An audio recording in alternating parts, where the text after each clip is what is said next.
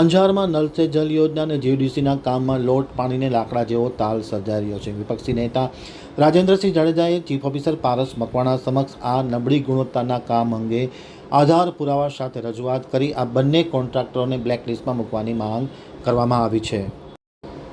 હવે જોઈએ ગાંધીધામ આમતક ન્યૂઝ બ્યુરોનો એક વિસ્તૃત અહેવાલ। અંજાર શહેરમાં નલ સે જલ તથા જીયુડીસી જેવા મોટા પ્રોજેક્ટ ચાલી રહ્યા છે, તેમાં કામની ગુણવત્તા નબળી હોવાની અને નિયમ અનુસાર કામગીરી ન કરવામાં આવતી હોવાની ગંભીર અને ચોંકાવનારી ફરિયાદ નગરપાલિકાના વિપક્ષી નેતા રાજેન્દ્ર જાડેજાએ ચીફ ઓફિસર પારસ મકવાણા સમક્ષ કરી છે। તેમણે જણાવ્યું હતું કે કરોડોના ખર્ચે નલ સે જલ પ્રોજેક્ટ તથા ગટરની સમસ્યાનું કામ ચાલી રહ્યું છે। આ મોટાભાગના કામમાં પીવીસી પાઇપ નાખવામાં આવ્યા છે, જે શહેરના સ્ટેડિયમમાં બનાવવામાં આવેલ પાણીના સપ્લાય માટેના ટાંકામાં પણ એકેવાર સપ્લાય કર્યા વગર લીકેજ થાય તે રીતે કામ કરવામાં આવ્યું છે। લોટ પાણીના લાકડા જેવો તાલ સર્જાયો છે। હલકી ગુણવત્તાનો માલ નલ સે જલ યોજનામાં અને જીયુડીસીના કામમાં થતો હોવાની ગંભીર ફરિયાદો કરવામાં આવી છે।